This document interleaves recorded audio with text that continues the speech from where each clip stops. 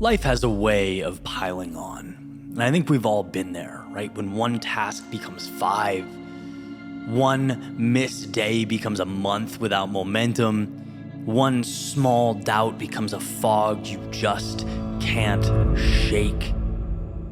We try to do it all. Chase everything at once. The money, the body, the peace, the purpose, the perfect plan. We'll read every book, listen to every podcast, follow every productivity hack. And slowly, even without realizing it, we become overwhelmed by our own ambition. We create so much clutter that we lose ourselves in it. Too much input, too many opinions, too many voices in our heads telling us who to be and what to do and how to live. And it's in these moments, the heavy ones, that I go back to perhaps the most powerful tool in my arsenal. Surprise, surprise, running. The goal is not to impress anyone. It's been a while since I've run for speed anyway. I'm not running to prove anything to the outside world. I run to remember. To strip away everything that doesn't matter.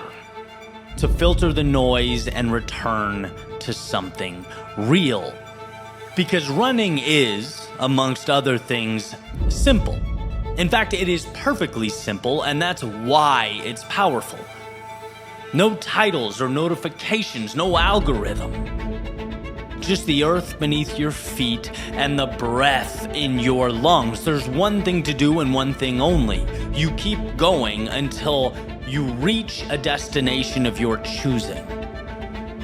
You push forward, one step, then another. No, not because the world told you to, but because you decided to. There's something sacred about that. And when the world feels complicated, we need something honest. When we're spinning our wheels, we need something that gives us momentum back. Sometimes it's just about a clear finish line. Something we can reach, something we can earn, something we can look back at and say, that was me. I did that. And that's why I run. Because the simplicity is what makes it so rich, so meaningful. It removes the extra and leaves only truth. What direction are you going and how quickly do you want to get there? There's not much room for additional detail or narrative in such an equation. I recently came across a story that I think echoes this idea. So bear with me. A curious man once visited a Zen master. This dude was searching relentlessly. He wanted peace in his life. He had the resume and the degrees and the accolades and all that stuff. He'd traveled and meditated and studied. He achieved. He explained all this proudly, hoping the master would offer that one missing component, that final answer to complete his puzzle. He wanted peace. And the master listened, and then quietly picked up a teapot and began to pour. He filled the man's cup, and he kept pouring, and he kept pouring until the tea spilled over the edge onto the table, then onto the floor. And alarmed, the man shouted, "Stop, this cup is full." To which the master smiled and said, "Exactly. You are like this cup. Full of ideas, full of expectations, full of noise. And until you empty your cup, there's no room for anything meaningful. This space is being occupied by the wrong things." And that one hit me because, man, he is in so many ways me. He's all of us. And running, for me, is an effective way to empty that cup. It's not just exercise, it is a form of clarity. It's manufacturing truth. It's the thing that pulls me out of the chaos and drops me back into presence. where I feel weightless, not because I'm moving fast, but because I'm finally letting go. Self-created finish line, steps to get there. That's all. Things hurt. Okay. You adjust and figure out how to keep stepping forward. You get tired, fatigued. Okay, figure out how to keep stepping forward. Sometimes you feel amazing, perfect. Keep stepping forward. That simplicity is the ultimate power.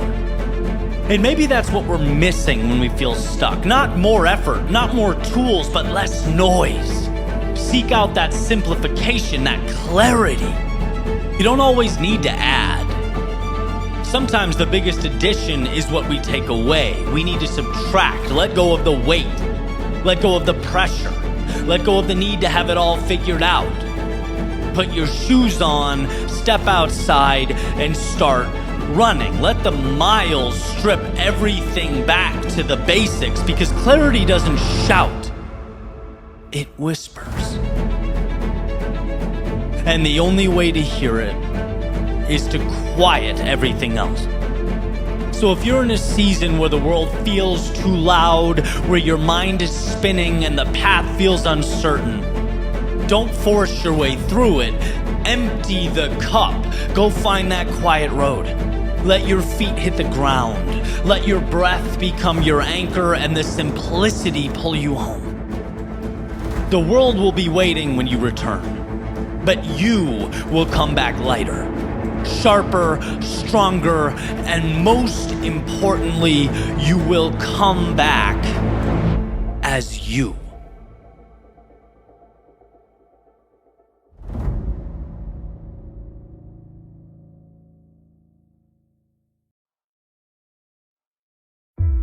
It's when we most want to turn around that we must keep going.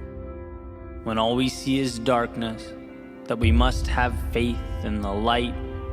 It's when we feel most vulnerable that we must become unshakable. See, there's a misconception that strength implies a total absence of weakness or doubt, that courage means never feeling fear or uncertainty, when in reality, these things are human. They've been wired into us. As Ernest Becker has said, we are simultaneously worms and gods. Worms in that, sure, we're animals, flesh and bone, unable to avoid death or misfortune or tragedy in life. But most importantly, gods, in that we have the divine ability to transcend these inevitable circumstances, to find hope in this seemingly hopeless, to see opportunity in life's obstacles and growth when we fall, to take the meaningless and give it meaning. And one of the most important things I've learned is that when life knocks me down, pushes me to my limits, it's not some indication that I walked the wrong path. It's no referendum on who I am. No, it's a hand extended offering the chance for me to be more than I've ever been. And in a world of delusion and distraction, it's a reminder that we have the capacity to turn life's hardship into a better tomorrow. The difference between fact or fiction, possible or impossible, success or failure, is the decision to get up when life knocks us down. This world, it's not easy. It tests us, challenges us. It makes us think we are but a cog in the wheel of life. It can be tough. But your weapon, your strength, is knowing that you are tougher. And look, I know that adversity hurts, but I also know that you're capable. You are strong enough to turn that struggle into something meaningful. Where most would turn back, you have it in you to take one step forward. Let the walls crash down. The skies open up and the ground shake. See, this is minor detail in your world. Transcend. Transcend the average, the earthly constraints and the mental limitation. Remember who you are, why you started, Remember that when your surroundings attempt to pull you back down to earth, you have no interest in the narratives they offer to you. You are unshakable.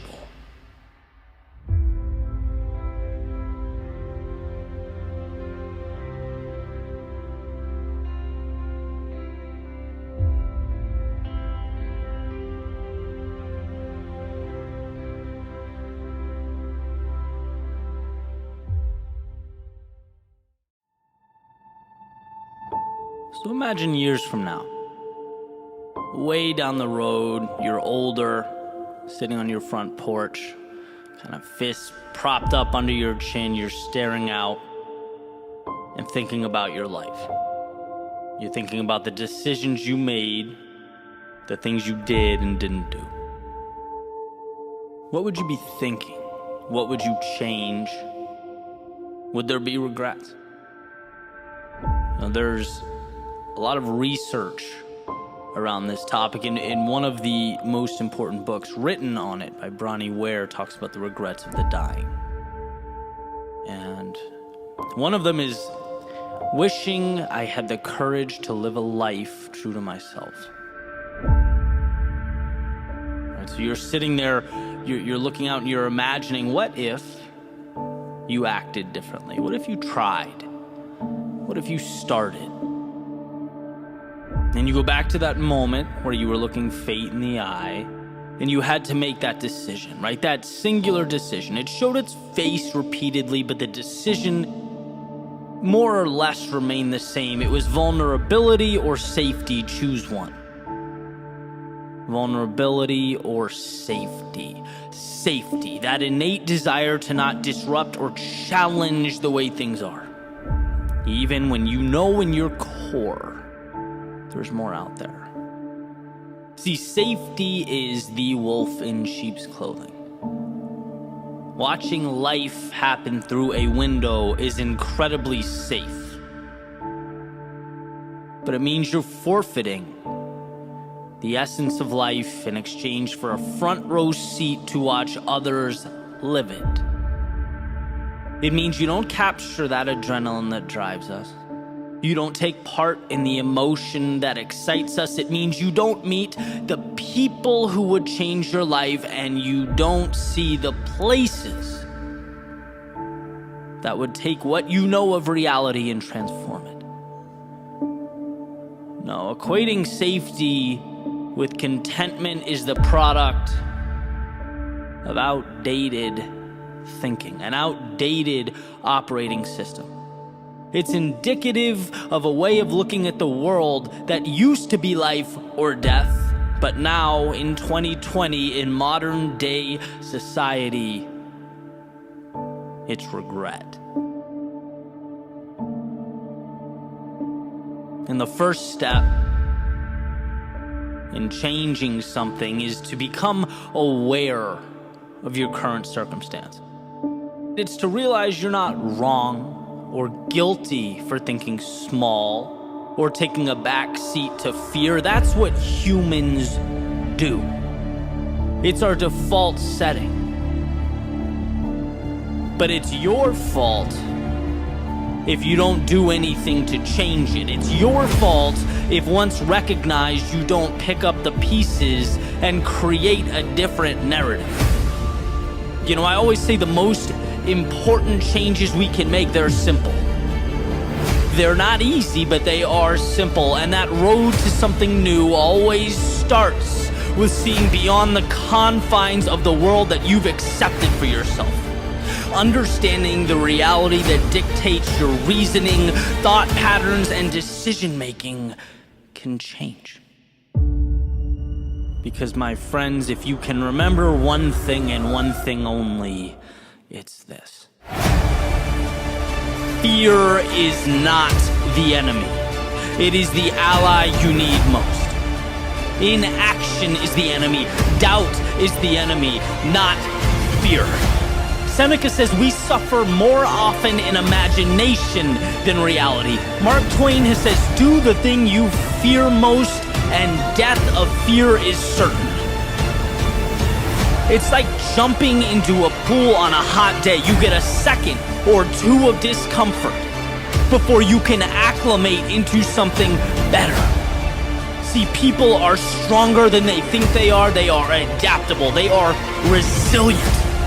But to see this, we must move beyond the stories in our head. So back to that rocking chair, you're thinking back, that fork in the road, and maybe you choose the challenging path, the one that scares you, and maybe you fall flat on your face.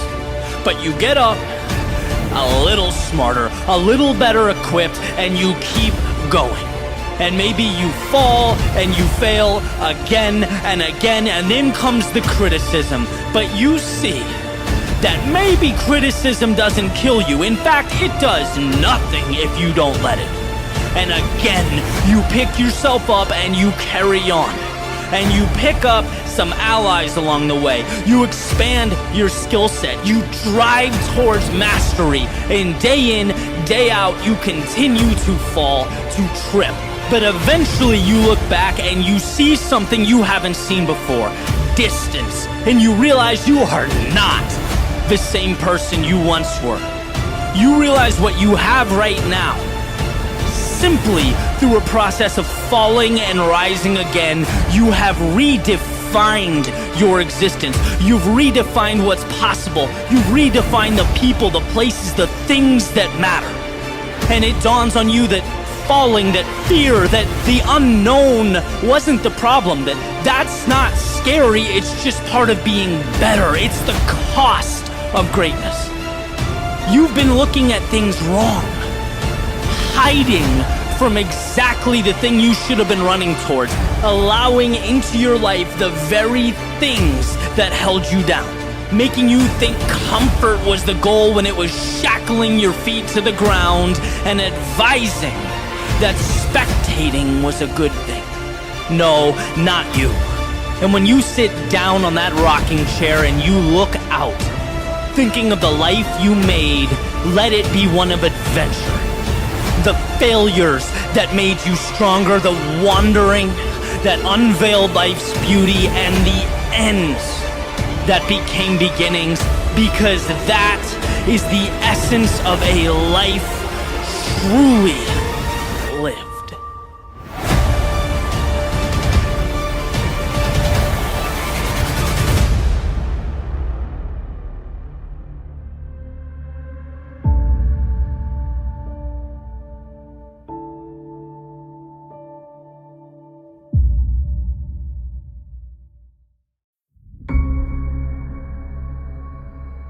Life's best kept secret? Simple. Show up. Show up when you're tired. You're down. Show up after defeat. Show up when you're stressed, when you're worried. Show up when you don't feel like it. In fact, that's when it's most important to show up. That becomes the great differentiator. See, a lot of us, somewhere along the way, we adopt this idea that winning is about the home run. It's stepping up to the plate and swinging so hard that the ball leaves the park and it never comes back to earth. And while, yeah, that's a fantastic sentiment, and if or when that happens, that's great. But sustained success isn't one monumental occurrence. It's little victories, consistently occurring over and over and over. Very small. In fact, to those walking by, they're probably too ordinary to be considered successful or acknowledged. They're too mundane. They're only victories because you decided they are. And when you think about it, the evidence is out there. Right? Successful teams don't build game plans around the Hail Mary with no time left on the clock. No, they show up every day and master the task in front of them. They compound the opportunity available on a daily basis because it's there, and that puts them in a position to execute. However the situation unfolds.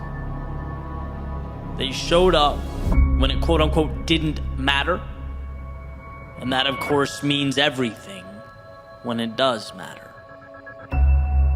And something I remind myself every day, and something I think everyone should hear: those waiting for life to hand out miracles will always be left behind by those willing to, well, show up.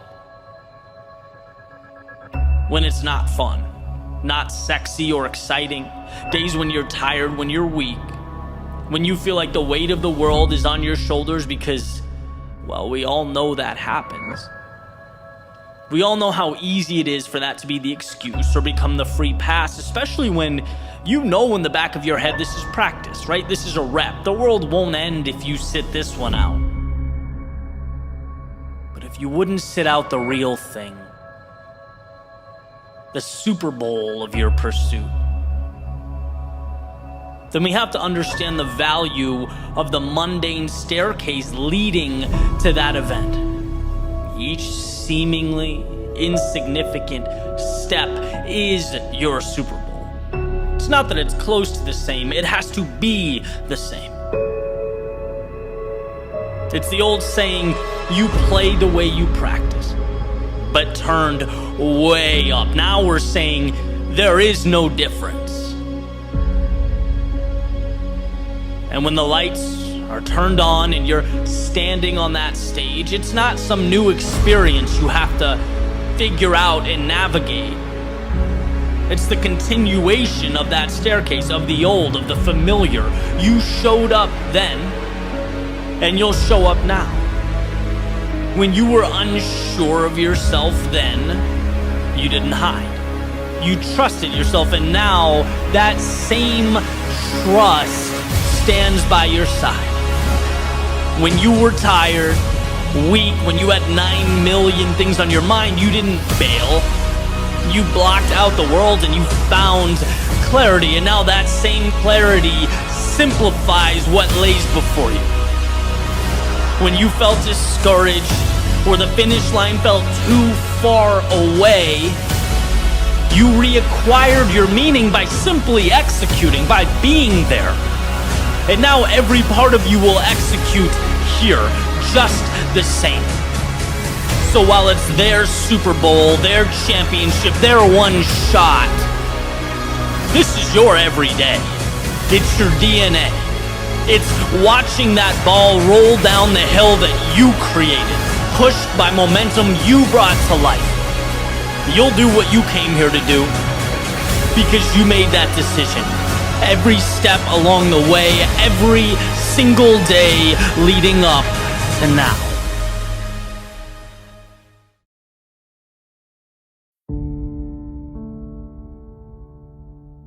Sometimes success is merely hanging on when others would let go. Not doing anything spectacular or out of the ordinary. Not leaping a mile or jumping over a mountain, but simply carrying on. Thomas Edison has a famous quote that's really stuck with me over the years. He says, "Many of life's failures are people who did not realize how close they were to success when they gave up." Right? How close they were to the finish line when they turned their back and said it wasn't worth it. It's really an interesting thing to grasp. Right? Success is seeing what others can't. It's believing when others don't. It's taking the abstract, those visions, those pictures in your head, the make-believe, and finding the courage to make them real, bring them to life. It's this constantly evolving process, and it grows a little bit every single day. Sometimes we feel that progress, we feel the momentum, we do something big and it's exciting. And sometimes the progress feels small. And then there are times when we get knocked down and we don't see it at all. We feel like because we weren't validated that we lost, that we failed, that it wasn't enough. We forget that's part of the process, that progress is a journey. And it goes when you go, and it stops when you stop. Just like that famous Dalai Lama quote, right? The only way to fail is to quit. Period. No one ever stops because they can't. They stop because they decide to. They stop because they see that huge mountain and they think that's impossible. They forget it's only made of little rocks. They stop because they get so disheartened by the distance of the finish line that they forget it only takes a collection of little steps to get there. You don't have to leap the entire distance. I've been there, right? This is me speaking from experience. It took me years to figure it out. And even now, life is rapidly evolving. I've poured my heart into things that, let's be honest, no one cared about. I've invested in opportunities that fell apart right in front of me. And each time it felt like the end of the world. I've been lost. I've been unsure. Gotten up after things didn't go as planned, and it felt like a loser. I had to look myself in the mirror and pick myself back up off the floor. But there's one thing that I kept doing that I never thought twice about. And that's continuing on. Whether life lifted me up or it beat me down, my plan for tomorrow was always the same. Get up and try again. Keep going. And as I sat down this morning with my pen and a piece of paper, I thought, what's the one thing I would want to be told if I started out again? What's the one thing that people need to hear most? And it's to simply keep going. Keep taking steps. Because one day the world will start to make sense. And you'll look around and you will be thankful for one thing. That when most would have stopped, you didn't. When the world said no, you said yes.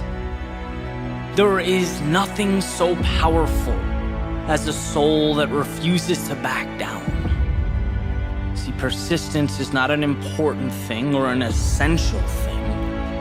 It's everything. So live as to see. Not what can be lost, but what will be gained. Find that light in darkness, even if it's a flicker, even if it's a spark. See, every loss makes you a little tougher, and every instant of sadness uncovers something beautiful. Every moment of fear teaches you to be a little braver. Every broken heart opens the door to a new connection. Instead of doubting yourself, feeling inadequate in life's darkest moments, know that you need what you are going through. You are uncovering the little victories hidden in plain view. So when the world feels like too much and your patience is thin, be stronger than that voice in your head begging you to think small. Stand on every experience, the good and the bad. Let it elevate you to a beautiful tomorrow.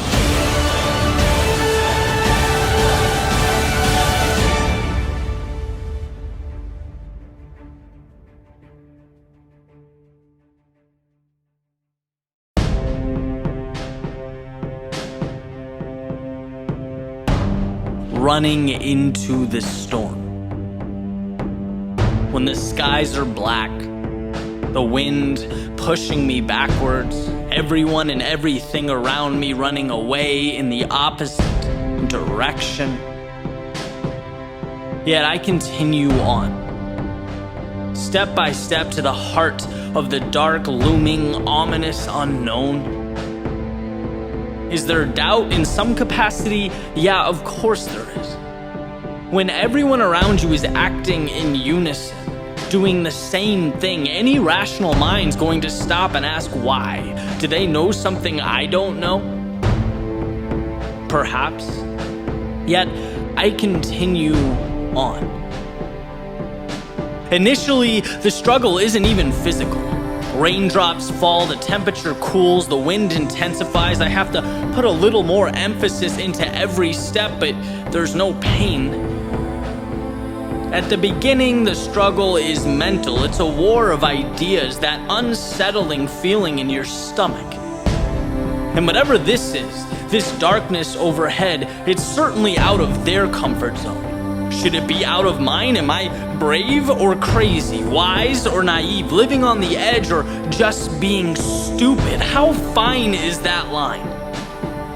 Why expose yourself when the world takes shelter? What should I be afraid of? The water, the sound of thunder, the 1 in 280 million odds of a lightning strike? Why can't I completely separate my endeavors from theirs? Am I just wired to care this much? Man, just run. Turn up the music, add the miles, count the steps. Remember, I will understand why I'm doing this. This seemingly trivial pursuit. I know the pieces will add up. They always add up. Eddie, just trust yourself. Push through the heaviness in your legs. Isolate the fear, the anxiety, the emotion that causes humans to act on impulse, to act irrationally. Your job isn't to follow precedent here. It's not to conform to normal or do what anyone else does. It's to continue into the storm. And I do. And then, like all things, it ends. I arrive. I hit my turning point, my destination, still alive, predictably unharmed, but uneasy. Like I missed the memo. Like I'm disrespecting this norm at the expense of an unwritten social contract. However, I am in too deep now. I'm obviously not calling a cab. I'm halfway there, so I am running back. And the second I make that 180-degree transition to part 2 of my journey, I get it. I mean, you really can't help but get it. The light bulb has to illuminate. The wind is now at my back. Not only is it pushing me along, it's pushing me along after having to trudge through it for miles. The tables have turned. Now it's this buy one, get one kind of deal, and I don't think I could slow down if I wanted. The previous stress and resistance had me work overtime simply so I could acquire and appreciate this feeling of bliss. It reminded me of the old days. Sitting down on the floor after a 2K test on the erg, dead, winded, exhausted, finding peak happiness in just being removed from the hell that had just transpired. In that window, you see life differently. I could walk up to that same spot and sit down any day of the week and it would mean nothing. But after that 2,000 meters, it was heaven. And here I am recapturing a small piece of that on this very sidewalk. The sidewalk that I walk down all the time, unaware, unmoved, but now I am light. I am flying, suddenly becoming less and less aware of my surroundings. The streets are empty, but they might as well be Times Square in December. I'm in a world of my own. And look, I understand why most people would skip this little excursion altogether. The first 50%, it is sheer intimidation. The castle walls threaten. But don't people wonder what's inside? Don't they know that you can't learn to fight back at life if you don't allow yourself to get hit or take a jab once in a while? Look, the point is not the run or the storm or the street. The point is that you don't know what you don't know. And a life of continuously seeking shelter ensures that ignorance lives on. If you continuously follow the crowd, you don't get to carve out a space for yourself. You don't taste excellence, that moment of temporary euphoria. And sometimes I forget that. Honestly, it's easy to forget that, but that is why I run. There's always the initial question, the physical and mental turmoil, the pulsing temptation to just stop. After all, this is definitionally unnecessary. I could go away, I could live, wake up every day and exist without this. It's not needed, it's not required, but at some point, whether it's the middle, the end, or after I've crossed the finish line, I remember. At some point, it always hits me.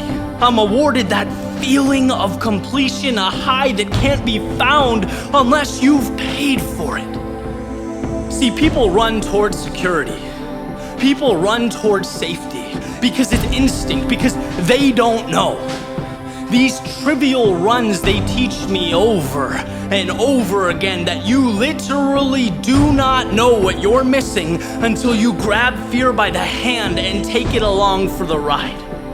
And yes, I feel doubt. Yes, I feel the anxiety of the unknown, but they don't stop me. They don't dictate my result. They are nothing more than those dark skies overhead and the rain in my face. They are along for the ride.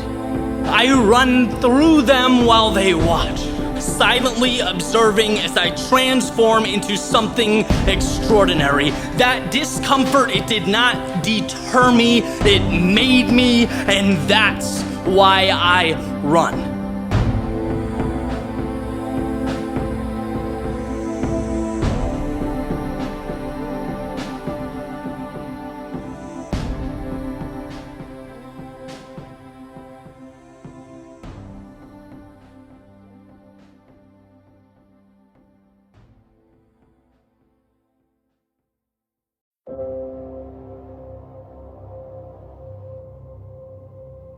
Sometimes when you don't know where you're going, the best thing to do is go there. A wise man once stated that an object at rest stays at rest. And while his rationale is a little different than mine, I'm gonna borrow from his premise. Right? Because when you move, even if you don't know where you're going, you put yourself on a collision course with something. You put into existence an entity to react to. Some call it destiny. Others call it fate. I call it simply initiative. Because if your journey is hypothetical, you have nothing to celebrate nor correct. A sailboat can adjust its sails once it leaves the harbor, right? It can learn from and manipulate its surroundings, make sure it arrives at a destination, right? It learns and adapts along the way. But from the harbor, it speculates. It expounds upon a path that might be straighter, might be faster, might be more thought out and tied together than the crazy sailors who took off for the horizon, but in actuality, it goes nowhere. In the real world, it is stagnant, and I could be wrong, but I'd make the argument 10 out of 10 times that the real world is where we want our results. And my proof? Well, a journey that started with insurance and evolved into music and songwriting and audio production, then video production, then creative writing, then a sweet spot that kind of combined everything. A spot that didn't make its way to my inbox with an exact address. A spot that required a lot of failure and lessons learned and disappointment, but man, more than that, so much fun. Right, my proof is sitting down right now in real time, letting my fingers create a bridge from nothing to something of value. By the way, after sitting here staring at a blank screen for hours, it's just starting. Could I be wrong? Could I screw up? Could I wildly miss the mark? Yes. In fact, it happens more than I'd like to admit. But here's the beauty, even if I am wrong, I now have something to work with. Something has been brought into existence. And well, that means I'm officially further along than I once was. And I've heard over and over again that there is no perfect moment, that you have to just go. And the idea, I mean, it makes sense. It's impossible not to understand, but it's one of those things that until you feel it doesn't mean anything. How can you miss something you've never experienced? Well, to put it in a way that helped me understand, You aren't going because, what do you have to lose? You're going because everything is to be gained. The answers that you pick up along the way, like the little coins you pick up in Super Mario, right? You have to start collecting pieces of a puzzle that you can then arrange. I truly believe that one of the most important ideas we need to hold on to moving forward is personal agency, self-belief. And I say that because I feel like I'm watching it slip.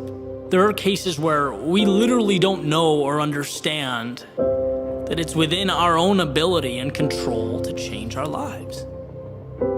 No person or group or letter in the mail is going to come along and green light your idea.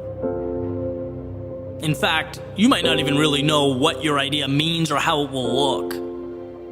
And that's not only okay, it's amazing. It's the marble that you get to chisel away at to create something. See, life is not the perfect execution of a plan. Life is the courage to make your way into a world that no one really understands or knows anything about. And I'm not talking physics or biology or quantum mechanics. I'm talking about the real life that is emergent from those areas of study, right? There is no perfect formula for happiness. But it will always be true that immobility or standing still is antithetical to progress. And there is plenty of data that supports the idea progress equals happiness. We want to move towards something. So that's what this is about. Here's to not being scared of what we don't know. Because somewhere in the realm of what we don't know exists what we need most. So yeah, stop waiting for the perfect moment. And yes, begin. But not because it's an ultimatum.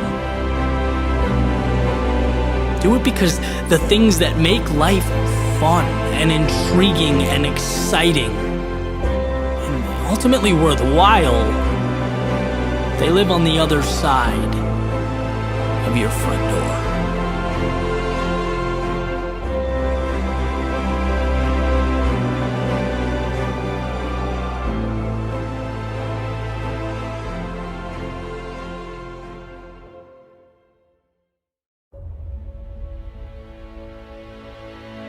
Why is it that when we look back on our lives, it's never the easy days or the simplicity? It's not the calm that changes our reality or makes us who we are. Don't get me wrong, calm and simplicity, they're wonderful, but they're not transformative. And why would they be?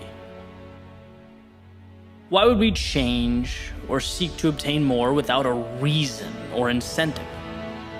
It's times of struggle, of turbulence. It's when life was hard that we had to rethink who we are, reshape the way we look at the world, right? Because without chaos, you don't get calm. Without the storm, you don't get those crazy neon colors and golden rays it leaves as it passes by. In order to triumph in any capacity or any area of life, there's always a sacrifice that must be made. The adversity is the fire that forges the iron. There's a saying, hard times create strong men. Strong men create good times. Good times create weak men, and weak men create hard times. It's a cycle. And this is generally used in a socio-political sense, and I think in a lot of ways it applies today, but where I've really found it useful, where I've found value in it, is at the personal level. Because what I've noticed is that growth also appears to have a cyclical nature. And when we're in a rough situation or overcoming an obstacle, we have to push, we fight, we grow. Sometimes without even realizing it, we achieve a result, and by default, this transformation that in one way or another makes us something new. But then it becomes easy to level out, right? And that's the challenge. It creates this period of stagnation. It's like we made the jump And it becomes real easy to stay there. And that's why I have found value in when life is not providing resistance to manufacture some. Because that's the only way to grow. Progress is happiness. Viktor Frankl in Man's Search for Meaning, he says purpose is defined from struggle. If things are too calm or simple or quiet, life begins to lack meaning, and that's never a spot we want to be. Life is about the pursuit of something. You just have to figure out what that blank will be. You get to decide which mountain to climb. There's a story about a butterfly making its way out of a cocoon, and it makes a little hole. It starts attempting to push its way out. Someone walks by. They see it struggling and open the cocoon up to help the butterfly out, right? Thinking that they did this great deed, but in doing so, that butterfly has now lost its ability to use its wings to fly. Why? Because the strength that was necessary to fly would have been forged when he fought his way out. The butterfly was deprived of the very thing it needed to become something more, and that's the point. It's easy to get lost in the now and seek to eliminate everything that doesn't make the moment more comfortable, to remove that which doesn't make things easier. But whether we're talking about collectively or the complacency in our individual lives, we have to remember that avoiding discomfort isn't the answer. When your biggest problem is Amazon taking 5 days to deliver, or that your feelings are hurt by someone's comments or opinions on social media, you've lost track of yourself. You may be living in a world lacking the resistance necessary for growth. Maybe it's time to ask what matters. And I remember when I lived in Boston, I'd walk around listening to podcasts downtown, and I'll never forget hearing Ryan Holiday differentiating between passion and purpose. He called passion temporary, a dopamine hit. It's the excitement before the project begins, the beginning of a journey, the honeymoon phase. But passion alone falls short. And it falls short because anything worthwhile is hard. It tests us. It repeatedly presents us with those metaphorical cocoons we have to fight through.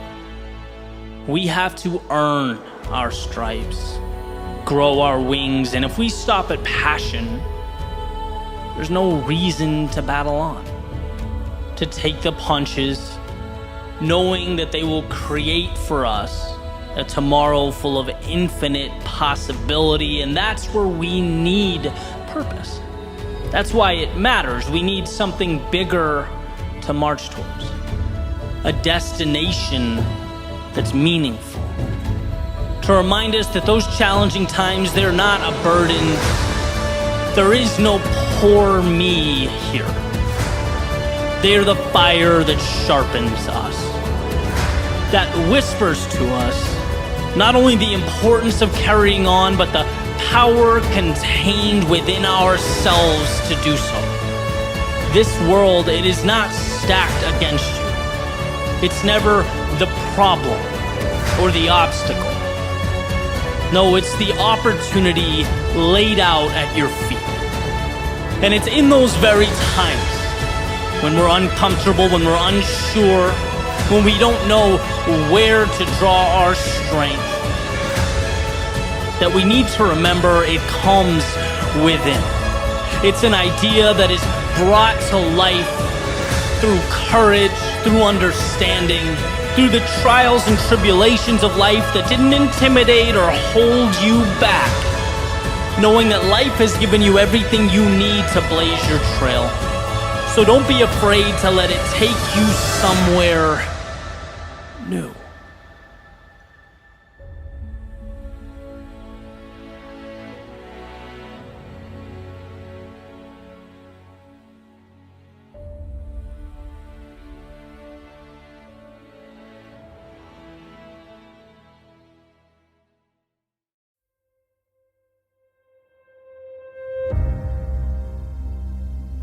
If you're lucky enough to be different, don't let go. I spend a lot of my time and energy exploring the power of perspective, how our reality is determined by how we interpret what's in front of us. How one person can look at one thing and see pain or a problem or a barrier, and another person can look at that exact same thing and see opportunity or a future win or a bridge to something better. And I think one of the best examples of this is how we perceive those qualities that make us unique. Those things that put us in a different category. Maybe we're a little hesitant to fully embrace because they're not common. And when it comes to that which separates us from everyone else, well, I believe we have a decision to make. I'm going to go back to Robert Frost's fork in the road, right? He says, 2 paths diverged in a wood. I took the one least traveled by, and that made all the difference. On the surface, you could easily brush this off as trivial. It's like, oh, nice, that's cute. He took the path less traveled by. But what does that mean? As it turns out, it means a lot. It means instead of burying what makes him different, he made it his battle cry. Instead of slipping under the radar and sneaking through life like so many of us do, he signed the dotted line for the pain of being a beginner, the struggle of being uncertain, the discipline and sometimes torturous road that is turning a passion into excellence, trading peace of mind for the pursuit of meaning in life. Exploring what makes you unique, it takes courage. And in that message, he chooses courage.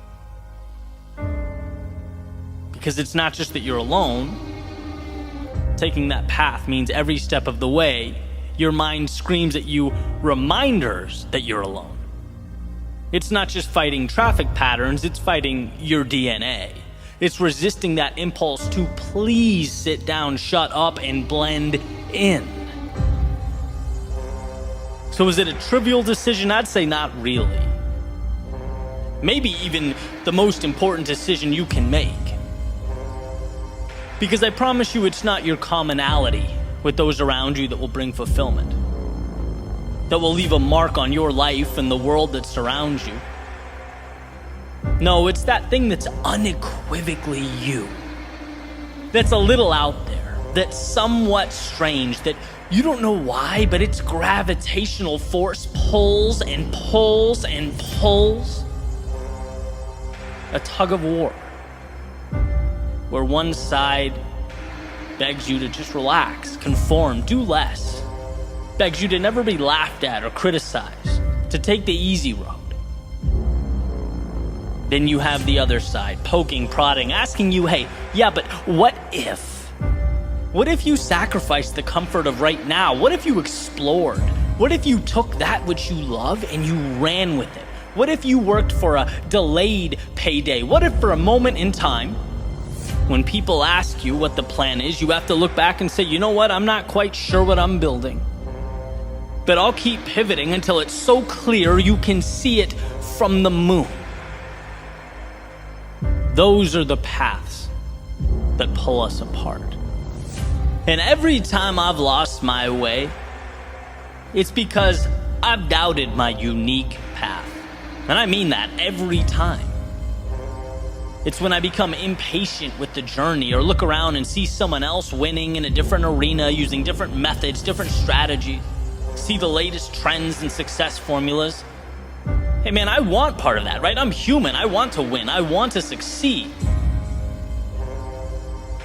But just like a little opening is enough to let in the outside water that sinks the boat, well, a little bit of doubt is enough to derail your process. The process that you have to believe in, protect, nurture. A process that I've come to separate into 2 pieces. Number 1, believing that the exploration of that thing that makes you unique, it's valuable. That your abilities mean something. They're not inconsequential. They're not stupid or trivial or unnecessary. If it means something to you, it will most certainly mean something to others. And you bringing it to life not only helps yourself evolve, grow, flourish, it helps the world. You just have to believe that enough to bring it to life. That's number one. Number two, trusting that as long as you don't stop in pursuit of your unique self, you can't lose. You can't lose. And I don't mean continuing to ram a square peg into a round hole. I mean growing, learning, experimenting, seeing what works. There's a saying that when you hit a dead end, it's not that the goal or the dream should be abandoned. It means the plan needs to be changed or adjusted. And as you get better and more experienced and continually work to adjust your strategy and your plans, learn from your mistakes, it becomes a matter of time. You increase the odds with every step forward.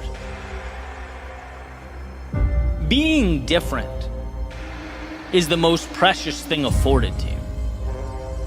But to realize that miracle requires a combination of both the mythical and the practical, the imaginary and the real. Dream that dream, visualize that growth, create a world out of those ideas that don't exist yet. But also understand that the conversion process from dream to reality is a practical one. It requires repetition, learning, losing, adjusting, and people don't like that. It's much easier to blend in than spend years pushing through the agony of setting yourself apart. But it's worth it. And the evidence is so obvious, so plainly pointing to the fact that we only celebrate the outcasts, the crazy ones. We sit around campfires, listen to lectures, watch movies and documentaries about the people that had every reason to doubt themselves but kept moving forward. About the people who could have swept their unique abilities under the rug, but instead used them as their foundation for everything. Not being distracted by what's popular or how anyone else lives or operates. Not seeking to be anyone but themselves, knowing that that is enough. Knowing it's the seed to something precious. The only question is, will you provide the right conditions and nourishment for that little seed to grow? Will you do what so few people have the courage to do? Let their authentic selves shine through. Let who they are emerge. Emerson has a quote. He says, "To be yourself in a world that's constantly trying to make you something else is the greatest accomplishment." He goes on to say, "My life should be unique. It should be an alms, a battle, a conquest, a medicine." And see, perpetual happiness is a fool's errand. No, life is full of trials and tribulations and ups and downs. But fulfillment comes from that quest for meaning, for more, for building something, for creating your unique self, a process, a pursuit that must be chiseled from stone. It's never given or provided. It has to be found. Take it. And as Emerson beautifully implies, now is the time. The question is, what are you going to make with this once-in-a-lifetime opportunity? What will you make of the possibilities that only you know, only you understand, that only you can bring to life? Never doubt yourself, or your gifts, or the things that set you apart. You don't need everyone else to believe in them. You just need to convince yourself. Everything else, it falls right into place.